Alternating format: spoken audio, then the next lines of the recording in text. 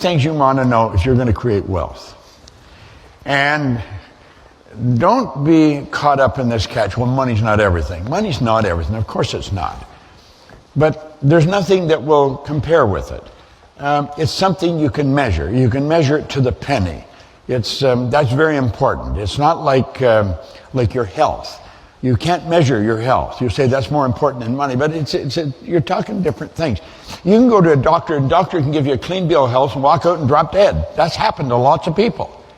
So you can't measure that. But money, you can measure it right to the penny. You'll know if you're doing better. Money's not going to make you a better person. Money's going to make you more of what you already are. If you're not a nice person, you'll probably become despicable. If you are a nice person, you're going to become a lot nicer. Because money is a magnifier. Money is an instrument that enables you to extend the good you can do far beyond your own presence.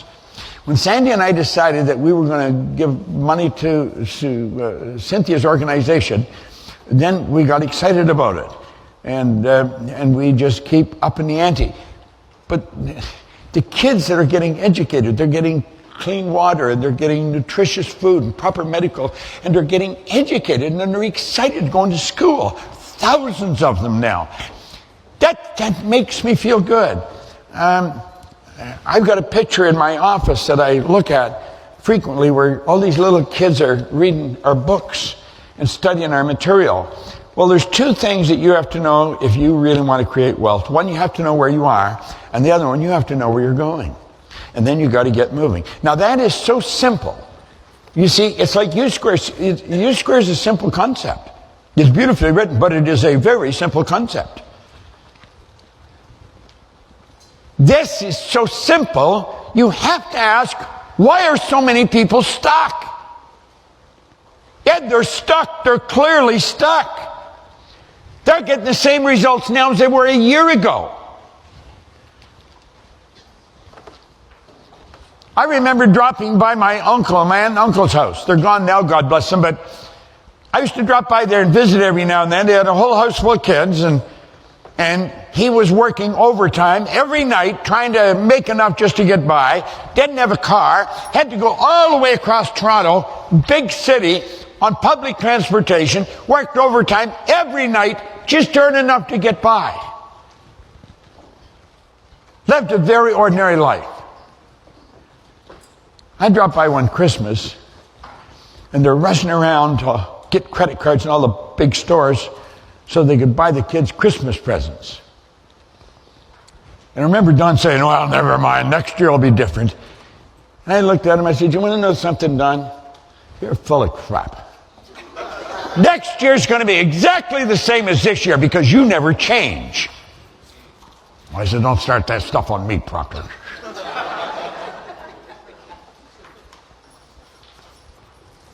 I said, why don't you change? He knew I changed. I changed like night and day. He knew me when I was losing.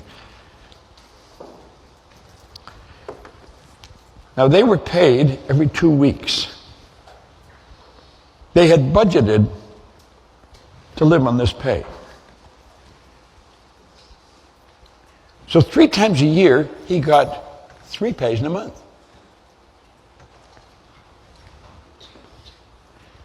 That third pay was always an extra pay. They decided they were going to come to a seminar. I was doing seminars at the Hyatt in downtown Toronto every Tuesday night for 8 weeks. 2.5 hours a night, 3 hours a night for 8 weeks. I made them pay to come to the seminar. They thanked me right up until their death for making them pay. I knew if they didn't pay, they wouldn't keep coming. But I knew that money meant a lot to them. And I knew that they just couldn't permit themselves just to throw it away. So every Tuesday night they'd come. It marks it for 3 weeks. I had no idea what you were talking about. You're talking about spirit and vibration and all this stuff. I knew nothing about any of that. But then one day you said, I want you to write a list of everything you want. And she said, I couldn't think of anything I wanted. I had not been thinking of what I wanted since I was a young girl. It was always, what's Don want? What's the kids want? never what she wanted. And she said, when I started to write, I couldn't stop.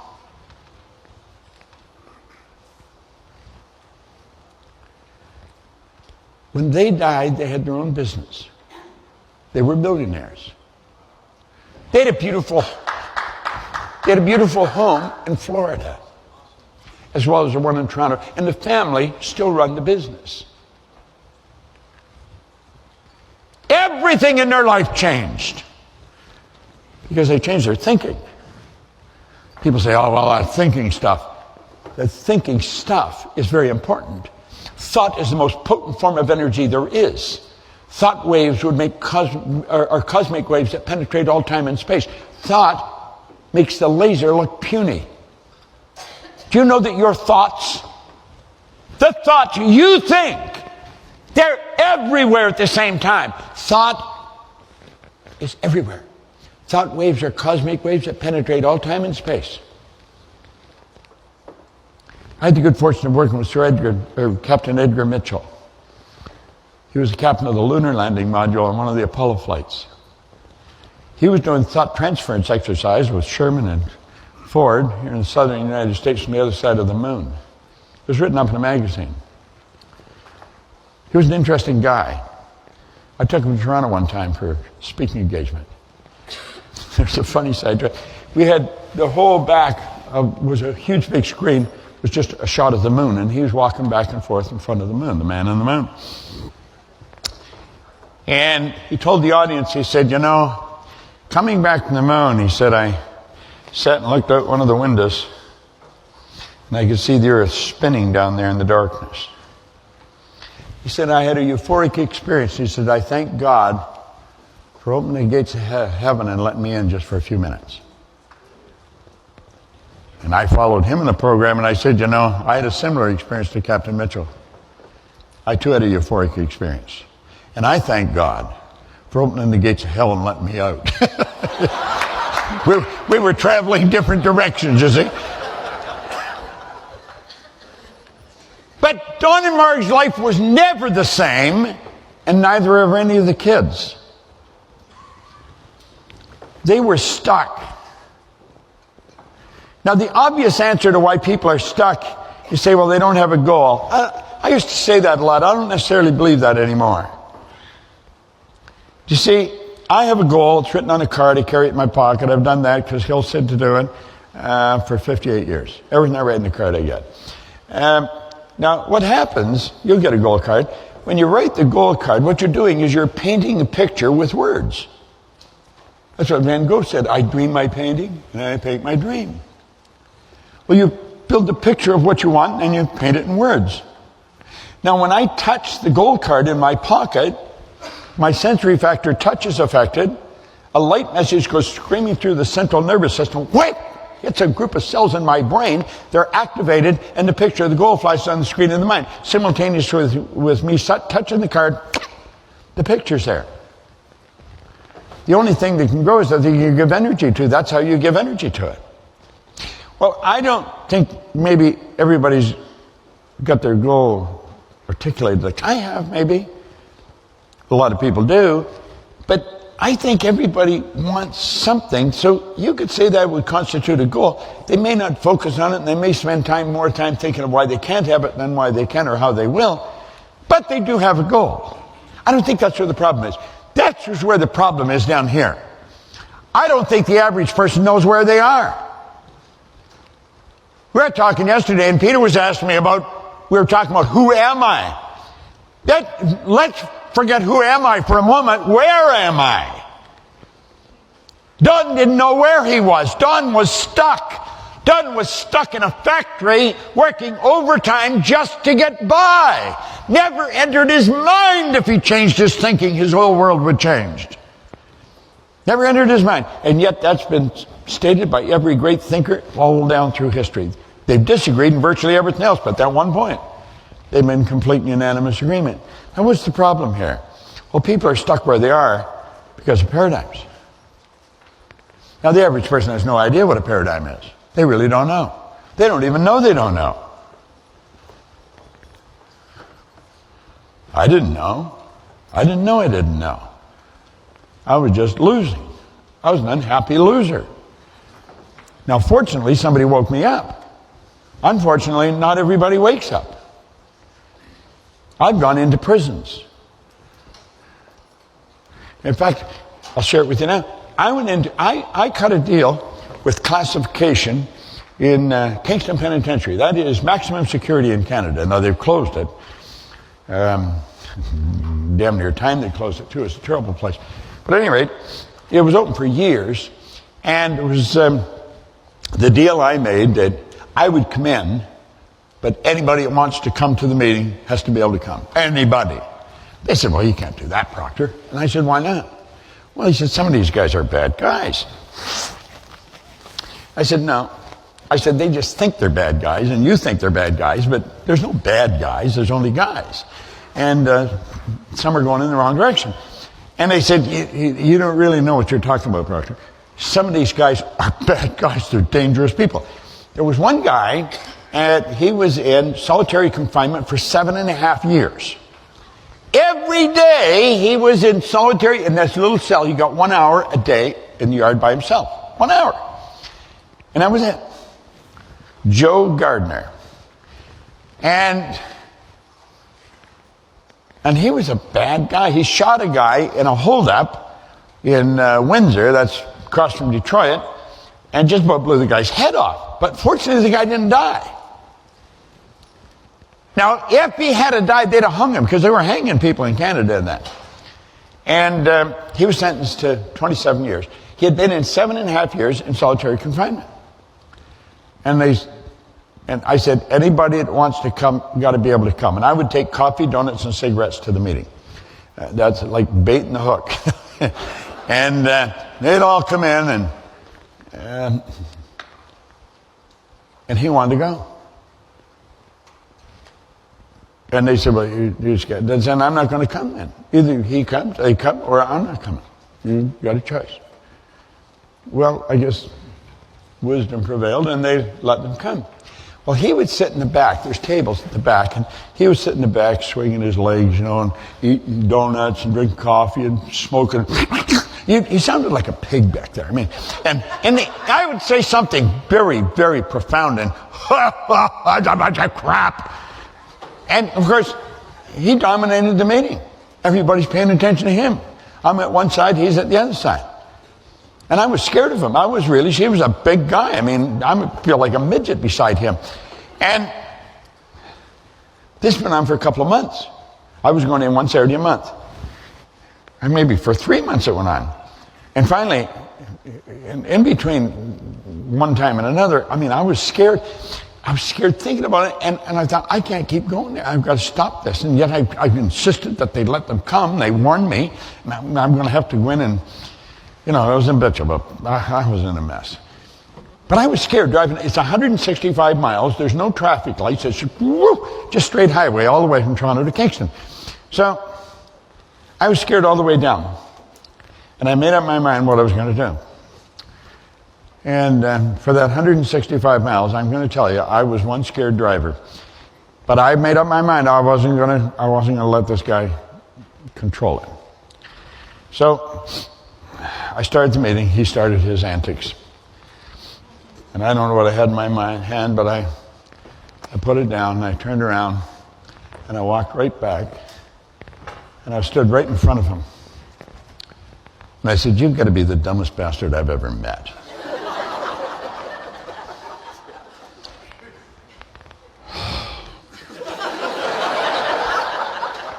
I was scared. And I'm going to tell you, you see this guy's body just tighten up. Now, these guys work out, And his face went beet red. I could see his body. I thought he was going to kill me.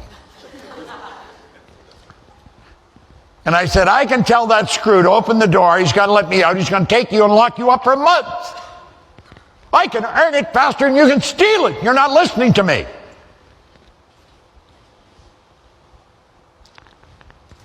And just as fast as he tightened up, he started laughing. I guess he thought, this guy's crazy. Defying me. But he shut up. I turned around and went back. I was so scared. I thought I was going to go to my pants. I was really scared. You've been scared? Well, nothing like this. And so anyway, driving home, I felt strong. I did it. Well, the next month I went down, he was sitting right in the front. And if anybody shuffled their feet, he'd turn and look at them. I got more than I bargained for. He became the duty discipline officer in my meeting. And everybody paid attention to me, or he was going to look after them. Do you know,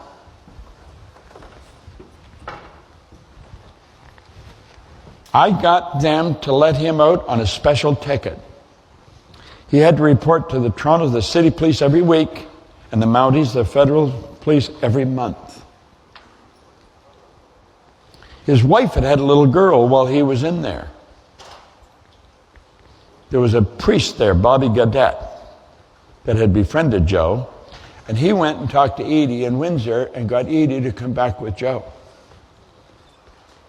And he treated that little girl like it was his, right up until he died. I went down. There's a lot to be said for ignorance. Don't ever just laugh. There's power in ignorance. I went down to the parole board and I'm hammering on the table. I said, you got no right keeping this guy locked up on this parole. I'm going to England to open an office. He's the best guy I've got. I want to take him with me. They tore up his parole, give him his passport. And he came to England. Joe straightened out. He was the best guy I had. Joe was probably my best friend for a long time. Now, Joe passed away. He died.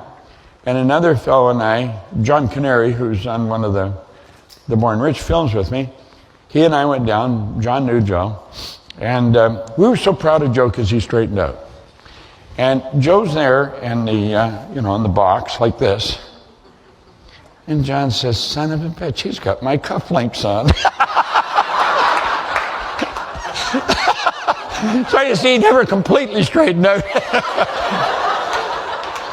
But now, the reason I'm telling you that is Joe was in there because of a paradigm.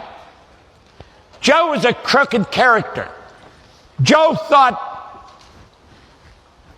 he was smarter than everybody. He thought he could just walk in with a gun and take what he wanted. And he ended up in that cell. I went in and I changed his way of thinking.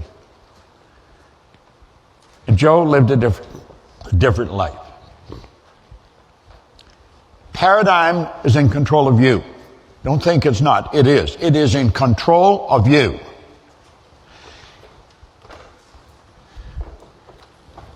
Every day, 5:30 in the morning, I'm sitting and I'm writing an exercise with my left hand. Now, I'm right-handed, so this is my non-dominant hand.